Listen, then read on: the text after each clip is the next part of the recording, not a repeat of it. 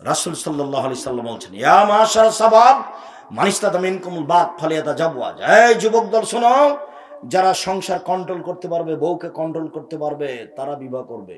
যারা বউকে কন্ট্রোল করতে পারবে না, পরিবার কন্ট্রোল করতে পারবে না, তারা রোজা থাকবে। রোজা থেকে থেকে যৌবনকে ধ্বংস করবে। এই আদেশ মুহাম্মদ সাল্লাল্লাহু আলাইহি সাল্লাম করেন। তিনি বলেন, বাপ শুনে রেখো, লা তারফা আসাকা আদাবান মিন আহলিক, পরিবারের উপর থেকে লাঠি উঠিয়ে নিও না। পরিবারকে লাঠি দিয়ে ঠিক করতে হবে, ছেলে মেয়ে স্ত্রীকে। আমি এই কথা বলিনি, লাঠির কথা, এ কথা মুহাম্মদ সাল্লাল্লাহু আলাইহি সাল্লাম বলেন। তিনি বলেন, আল্লে কাসাকা আদাবান মিন আহলিক, পরিবারকে কন্ট্রোল করার জন্য লাঠি দরজায় ঝুলিয়ে রাখো। এগুলো মুহাম্মদ সাল্লাল্লাহু আলাইহি সাল্লামের মুখের কথা।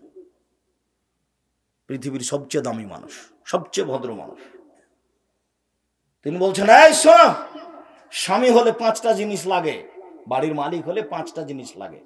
বউ এমনি পালন করা যায় না, বউ এমনি লালন পালন করা যায় না। এ তো সিরাজগঞ্জ বাড়ি ঘর ঘেরা লাগে না, ওই দিক ফাঁকা এদিক ফাঁকা, সাতক্ষীরের মতো। সাতক্ষীরে এটা একটা ঘর, এটা একটা ঘরের মধ্যে গরুর গাড়ির রাস্তা, পর্দা লাগে না, এমনিতেই আছে। যে আপনারা স্ত্রী ছেলে মেয়ে দেখেন, আপনার বাড়িতে এসে যদি আমি থাকি পরিবার নিয়ে, তা আপনার বাড়িটাকে মনে করব এটা হচ্ছে জামতল ট্রেন স্টেশন। আমাকে নিয়ে আসতে হলে বাড়ির চতুর্দিক ঘেরতে হবে সুন্দর করে, এবং একটা টয়লেট করতে হবে। কোটি টাকা দিয়ে টয়লেট করতে হবে না, কোনো রকম চললেই হলো। তখন আপনি স্বামী। স্বামী হলে 5টা জিনিস লাগে। 1, আতেম মাতা এমতা, যেমানের খাচ্ছ বউ ছেলে মেয়েকে সেমানের খাওয়াবা। 2, ফাঁকশো মাত্তা সাইতা, যেমানের কাপড় পরো বউকে ছেলে মেয়েকে সেমানের পরাবা। 3, ওলা তুকাব্বে, বউকে কটু কথা বলবা না, বউকে গালি দিতে হয় না, স্ত্রীকে মারতে হয় না, গালি দিতে হয় না। ও হলো তৃপ্তির বস্তু, ও হলো শান্তির বস্তু, ও খুব আদরের বই, এত আদরের বই, এত আদরের বই, এত আদরের। হচ্ছে সোনাতলা হাটের বগুড়া সোনাতলা হাটের আদরের মালসা, ওকে আদর করতে হয়, ওকে গালি দিতে হয় না, মারতে হয় না। গালি দিলে মারলে এই তৃপ্তি ভেঙে যাবে। কোটি টাকা দিয়ে বাড়ি করেন, বউ ছাড়া তৃপ্তি হবে না। খুব ভালো দামি খাট তৈরি করেছেন, মখমল চাদর বিছানো আছে, কোনো তৃপ্তি নেই বউ ছাড়া। বউ একটা ভিন্ন জিনিস, আল্লাহর পক্ষ থেকে এটা ব্যতিক্রম নিয়ামত। তার জন্য আল্লাহ রাসূল বলছেন মারবেন না। বললেন না তো এই কথা, আবার দেখেন 4 নম্বরে বলছেন যে মারো, তবে মুখের উপরে মারো না। দেখেন কথা আবার ধরলেন। আগে বললেন যে কটু কথা বলবো না, পরের বাক্যে কি বলছেন? মারলে মুখের উপরে মারবো না। তাহলে মারা লাগবে, ওই যে কয়েকটা হাদিস চলে গেল। এবার ওলা তাতরুকা ইল্লা ফিল বাইতে, তুমি তোমার স্ত্রীকে তোমার বাড়ি ছাড়া কোথাও যেতে দিও না। খালার বাড়ি যেতে পারে না, ফুফুর বাড়ি যেতে পারে না, মায়ের বাড়ি যেতে পারে না, জরুরি দুর্ঘটনা ছাড়া আপনার স্ত্রী বাড়ি থেকে বের হতে পারে না। তার নাম স্বামী। আপনার স্ত্রী যদি এই বাড়ি ওই বাড়ি সেই বাড়ি বড়ে বেড়ায়, তাহলে আপনি একটা কাপুরুষ, ঘৃণিত পুরুষ, আপনার কোনো দামই নাই, আপনি একটা ভ্যালুলেস মানুষ, আপনি এমনি একটা অহেতুক মানুষ, গরু ছাগলের মতো, পশু প্রাণীর মতো। পশু প্রাণী থাকে, খায়, গরু ছাগল, কোনো সমস্যা হয় না। আপনি আর আপনার স্ত্রী থাকছেন, খাচ্ছেন, এই বাড়ি ওই বাড়ি ঘুরছেন, গরু ছাগলের মতো। আল্লাহ তাআলা বলছেন, বুঝেও বুঝে না ওরা, অন্তর আছে বুঝে না, দেখেও দেখে না ওরা, চক্ষু আছে দেখে না, শুনেও শোনে না ওরা, কান আছে শোনে না। উলায়েকা কাল আনাম, তারা পশু প্রাণীর মতো, তারা গরু ছাগলের মতো, তারা কুকুর শ্রেণীর মতো, বালহুম আযাল, বরং তার চেয়ে খারাপ। আপনার পরিবার, আপনি আর আপনার স্ত্রী, আপনার ছেলে মেয়ে গরু ছাগলের মতো, কুকুর শ্রেণীর মতো। খারাপ লাগলে আসে যায় না। রাসূল সাল্লাল্লাহু আলাইহি ওয়াসাল্লামের পদ্ধতিতে আসতে হবে, না হলে বলতে হবে আমি কুকুর শ্রেণীর মতো বসবাস করি, এটা বলতে হবে। বউ এ বাড়ি ও বাড়ি যায় মানে যে না, আপনি স্বামী নন। আল্লাহ রাসূল বলছেন স্বামী হলে 5টা জিনিস লাগে। মনে থাকবে না মনে হয়। শেষ নম্বরে আছে, চোখ যেভাবে ঘুরে বউ সেভাবেই চলে, তার নাম ক্ষমতা। স্ত্রী আপনার বাড়িতে এসেছে, ওর বাপ বিবাহ দিয়েছে, স্বামীর কাছে গেছে, তাই বাচ্চা হয়ে গেছে, ও জানে না মা কাকে বলে। পাগলিও বাচ্চা প্রসব করাতে পারে, পাগলিও বাচ্চাকে দুধ খাওয়াতে পারে। তো বাচ্চা প্রসব করা আর বাচ্চাকে দুধ খাওয়ার নাম মা নয়। মা হচ্ছে, আল্লাহ রাসূল বলছেন, পাহারাদার। মা হচ্ছে পাহারাদার। ছেলে মেয়ে 19-20 কিছু করতে পারবে না, যদি করে তাহলে মা নেই। মায়ের সামনে যদি ছেলে টাকানোর নিচে প্যান্ট পরে থাকে, ওটা মা নয়, এটা হলো খালা, ওটা সৎ মা। মায়ের সামনে যদি ছেলে দাড়ি চাঁচে, তাহলে ওটা মা নয়। মায়ের সামনে যদি মেয়ে মাথায় কাপড় না দেয়, এই যে এখন আপনার মেয়ে ক্লাস 10-এ পড়ে, আপনার স্ত্রীও আছে, আপনার পাশে বসে আছে যে পিছনে, একবারে মেয়ে ক্লাস 10-এ পড়ে, পাঞ্জার পাঞ্জার চুল, মাথায় কাপড় নাই, এমনিতে আছে। আপনার স্ত্রী ছোট ব্লাউজ পরে আছে, পেট পিট সবাই দেখতে পায়, আপনি একটা কা পুরুষ, আপনি একটা ঘৃণিত পুরুষ, আপনি পুরুষই নন। আপনি নিজে পরিবারটাকে কবর দিয়েছেন, জাহান্নামের পথ খুলে ধরেছেন। তাহাজ্জুদ পড়ে জান্নাত কিনা যাবে না। 3 শ্রেণীর মানুষ জান্নাতে যাবে না।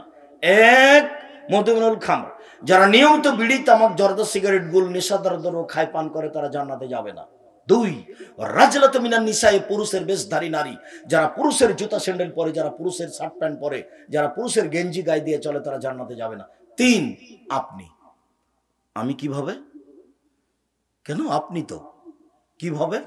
আল্লাহ রাসূল বলছেন না, দায়ুস আলী যিকরুফি আলাল খাবাসা, দায়ুস জাহান্নামে যাবে যার বাড়িতে বেহায়াই আছে। যার স্ত্রী পর্দা করে না সেই দায়ুস, যার মেয়ে নগ্ন পোশাক স্কুল কলেজে যায় সেই দায়ুস। এখন আপনি কিনা আপনি দেখেন, আমি তো এই কথা বলিনি, এই কথা তো মুহাম্মদ সাল্লাল্লাহু আলাইহি ওয়াসাল্লাম বলছেন। আমি অনুবাদক, আমি অনুবাদকের জন্য জাতিকে চ্যালেঞ্জ করেছি। তবে আমি মানুষ, আমি যে অনুবাদ করছি সেটা মানুষ তলিয়ে দেখতে পারে। যদি কোনো জায়গাতে ভুল থাকে তাহলে জাতির কাছে ক্ষমা চাইব,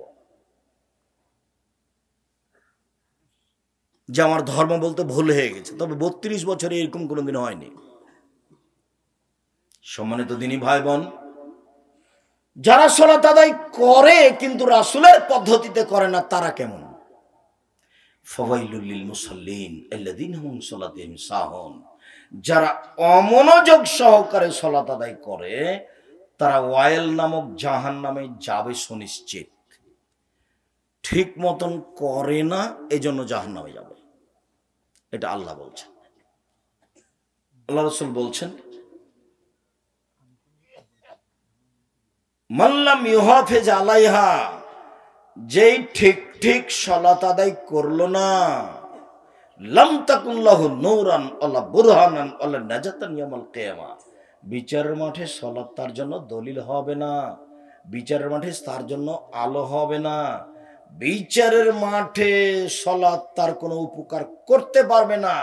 বাল ইয়াকুনু ইয়াউমাল কিয়ামা মা কারুন ফিরআউন হামান, বরং সালাত আদায় করার পরেও সে বিচারের মাঠে হবে ফেরাউনের সাথে, হামানের সাথে, কারুনের সাথে। আল্লাহ নবী উল্লেখ করছেন, পৃথিবীর সবচেয়ে বড় বদ মানুষ যারা আল্লাহকে অস্বীকার করেছে, তার মধ্যে একজন, যারা আল্লাহকে অস্বীকার করেছে, Charles Darwin, Hume, Hegel, Lenin, Karl Marx, Engels, Abraha, আবুল আহাব, আবু জাহাল, দাকিয়ানুস, ডিকেটিস, সক্রেটিস, নমরুদ, ফেরাউন, সাদ্দাদ, কারণ, এরা অনেকে আল্লাহকে অস্বীকার করেছে। আর আল্লাহর নবী বলছেন সালাত আদায় করলো কিন্তু ঠিক মতো করলো না, এ ফেরাউনের সাথে থাকবে। এর চেয়ে আর দুঃখজনক কিছু আছে কথা? সালাত আদায় করেছে কিন্তু ঠিক মতো করেনি। একটা লোক মসজিদে ঢুকে 2 রাকাত সালাত আদায় করে আল্লাহ রাসূলকে সালাম দিল। তখন আল্লাহ রাসূল বলেন, এ সাল্লি ফাইন্নাকালাম তুসাল্লি, সালাত আদায় করো, তুমি করোনি। লোকটা আবার 2 রাকাত সালাত আদায় করে রাসূলকে সালাম দিল। আল্লাহ রাসূল বলেন, এ সাল্লি ফাইন্নাকালাম তুসাল্লি, সালাত আদায় করো, তুমি সালাত আদায় করোনি। লোকটি আবার 2 রাকাত সালাত আদায় করে আল্লাহ রাসূলকে সালাম দিল। আল্লাহ রাসূল বলেন, সাল্লি ফাইন্নাকালাম তুসাল্লি, এই সালাত আদায় করো, তুমি সালাত আদায় করোনি। তখন লোকটি বলছে, আল্লিমনি কাইফা উসাল্লি, কিভাবে সালাত আদায় করতে হবে আমাকে বলে দেন। লোকটা তো সালাত আদায় করলো, একবার নয় 3 বার করলো। আল্লাহ রাসূল যদি একটু এইভাবে বলতেন, হ্যাঁ সালাত আদায় করেছো, তবে এটা খুব একটা সুন্দর হয়নি, এই কথাটা বললেন না, একেবারে সরাসরি নাকচ করে দিলেন। এর মুখামুখি মসজিদে নববীতে, এর মুখামুখি, তুমি সালাত আদায় করনি, করো। লোকটা কয়বার সালাত আদায় করেছে? 3 বার। ভুল ছিল কোথায়? রুকু আর সিজদায়। তাহলে এবার পূর্বের হাদিসটা বলি, যখন সূচনায় বলেছিলাম যে 2 রাকাত সালাত আদায় করলে কত নেকি পাবো? 300। একটা কথার কথা।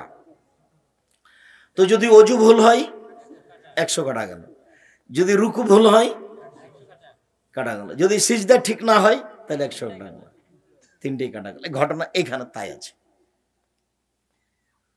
তাহলে এখন আব্দুর রাজ্জাক সাহেব আমাদের যারা মসজিদে ঢুকে খালি সিজদায় মারি জোরে, আর রুকু থেকে উঠে নি ভালো হবে, তার আগে চলে গেছে সিজদায়। এবাদত কম করেন, রাসূলের পদ্ধতিতে করেন, ইহকালও টিকবে, পরকালও টিকবে। আর এইভাবে সালাম দিয়ে একবার মুখে চুমা করে, বুকে হাত দিয়ে, কপালে হাত দিয়ে, এভাবে ধর্ম নয়। এরকম ভালোবাসার নাম ধর্ম নয়। আসসালামু আলাইকুম, হাতে হাত মিলিয়ে হাত দুটা পৃথক হয়ে যাবে, দুইজনের পাপ ক্ষমা হয়ে যাবে। করোনা ভাইরাস, সামনে কেউ যাবে না। এখন ব্যাংকে ঢোকে দেখছি ম্যানেজার সামনে চেয়ার রাখেননি। কি খবর ম্যানেজার সাহেব, সামনে চেয়ার নেই যে? ভাই ওই জন্য কিছু আর বলিয়ে নয়, দূরে বসেন আপনি। আমি আব্দুর রাজ্জাক বিন ইউসুফ করোনাকে কোনোদিন সরিষার সম পরিমাণ দাম দিনি, জীবনে কোনোদিন দেব না। আমি ঘোষণা পূর্বে দিয়েছি, যখন সূচনা দেখা দিয়েছিল, যদি কারো করোনা হয় আমি তার সাথে খেতে প্রস্তুত। যদি কেউ করোনায় মারা যায় তাহলে আমি তার গোসল জানাজা দিতে প্রস্তুত। এতে যদি আমারও করোনা হয় তাহলে আমি বলবো না এর কারণে হয়েছে, আমি বলবো পৃথিবী সৃষ্টির 50,000 বছর পূর্বে যেদিন আমার ভাগ্য লিখা হয়েছিল সেদিনই করোনা লিখা হয়েছিল, সেই জন্য হয়েছে, এর কারণে হয়নি। আমি অল্প দিন বাঁচতে এসে শিরক করতে রাজি নই, অল্প দিন বাঁচতে এসে শিরক করতে রাজি নই, এটা আমি করতে রাজি নই। বিমানবালা মেয়েটা বলছে মুখে মাস্ক দেন, ধৈর্য ধারণ করো, মুখে মাস্ক দেন, একটু ধৈর্য ধারণ করো, মুখে মাস্ক দেন, এটা উপর থেকে আদেশ। দেখো আমি যখন বিমানে উঠেছিলাম তখন তুমি খেয়াল করনি, আমি মুখে মাস্ক দিয়ে ভাগ্য বাড়াতে রাজি নই, আমি দেব না। পরবর্তীতে উঠলে তুমি ঠেকিয়ে দিও আগেই। মুখে মাস্ক এখন এমনি মাস্ক দেখ, ওই যে ধুলাবালি আছে এর থেকে বাঁচার জন্য এখন দেন সবাই। মাস্ক দিয়ে করোনা থেকে নিজেকে বাঁচাবো, এত বড় দুঃসাহস আমার প্রয়োজন নেই, আমি শিরক করে মরতে রাজি নই। সম্মানিত দিনী ভাই বোন, সালাত যদি ঠিক মতো আদায় না করে তাহলে সে ফেরাউনের সাথে জাহান্নামে থাকবে, এ কথা মুহাম্মদ সাল্লাল্লাহু আলাইহি সাল্লাম বলেন। ঠিক মতো সালাত আদায় না করলে তাহলে সালাত হবে না, এই কথা রাসূল সাল্লাল্লাহু আলাইহি সাল্লাম জোরালোভাবে বলেন। আমরা এদিক ওদিক কিছু কথা বলা সত্ত্বেও আমরা তিনটা আলোচনা করে ফেলেছি। এক, সালাত আদায় করতেই হবে। দুই, সালাত আদায় যারা করে না তারা কেমন। তিন, যারা সালাত আদায় করে কিন্তু রাসূলের পদ্ধতিতে করে না তারা কেমন। এখন আমাদের সংক্ষিপ্ত আলোচনা আছে কিভাবে সালাত আদায় করতে হবে।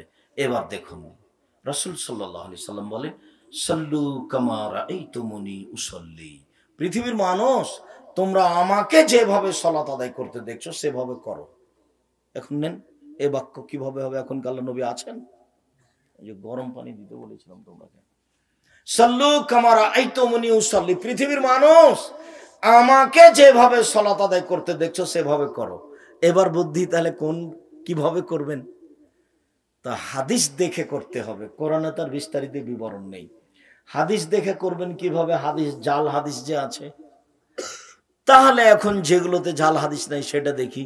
সেটা কি বুখারী, সেটা কি মুসলিম, সেটা কি রিয়াজুস সলেহিন। আপাতত এই তিনটে হাদিস গ্রন্থ দেখে সালাত আদায় ঠিক করার জন্য আমি আব্দুর রাজ্জাক বিন ইউসুফ পরামর্শ দিলাম। যদি অতিরিক্ত বই লিখা বই মনে করেন তাহলে যাদের বই সঠিক আছে তার মধ্যে আমারও একটা আছে, সেটা হলো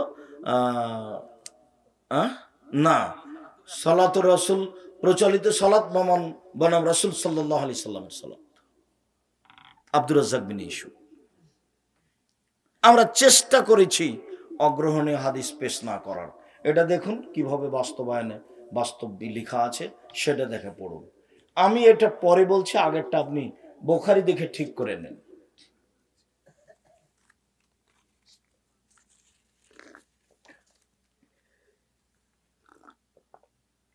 আর একটু ঠান্ডা পানি দাও।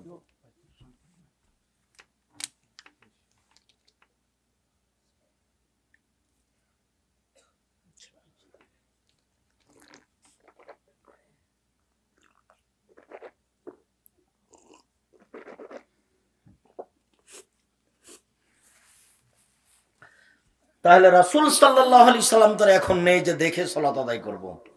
তাহলে এখন সালাতের উপরে যে সব বই পুস্তক আছে নির্ভরযোগ্য বই দেখে সালাত আদায় করুন। আজকের জন্য আমাদের পক্ষ থেকে আপনাদের কাছে থাকছে জামিয়া সালাফের পক্ষ থেকে, অনলাইন আল ইতিসাম টিভির পক্ষ থেকে, নেভারাস ইসলামিক রিসার্চ ফাউন্ডেশনের পক্ষ থেকে, আমি খাকসার সাধারণ মানুষ আব্দুর রাজ্জাক বিন ইউসুফের পক্ষ থেকে প্রচলিত সালাত বনাম রাসূল সাল্লাল্লাহু আলাইহি সাল্লামের সালাত, এছাড়া উপদেশ, এছাড়াও কে বড় ক্ষতিগ্রস্ত, কে বড় লাভবান, আদর্শ পরিবার, আদর্শ নারী, এছাড়াও অতীব গুরুত্বপূর্ণ আইনে রাসূল সাল্লাল্লাহু আলাইহি সাল্লাম দোয়া অধ্যায়, কোনগুলো দোয়া চলবে না আর কোনগুলো চলবে, কতটি হাত তুলে দোয়া করার হাদিস আছে, কতটা জায়গা উল্লেখ আছে। এদিকে দেখুন, আল্লাহ আকবার বলে সালাত শুরু করার পূর্বে একটু সুন্দর করে ওযু করে নিতে হবে। অজু সুন্দর করতে হবে, পেশাব পায়খানা যেতে হবে অজুর পূর্বে, পেশাব পায়খানা থেকে উঠে পানি দিয়ে পবিত্রতা অর্জন করতে হবে। যদি পানি না থাকে তাহলে ঢেল টিস্যু পেপার, আগে ঢেল টিস্যু পেপার পরে পানি, এটা বিদআত। পানি দিয়ে পবিত্রতা অর্জন করবেন, পানি নেই তখন ঢেল টিস্যু পেপার, আগে ঢেল টিস্যু পেপার তারপরে পানি, এটা কথা মিথ্যা।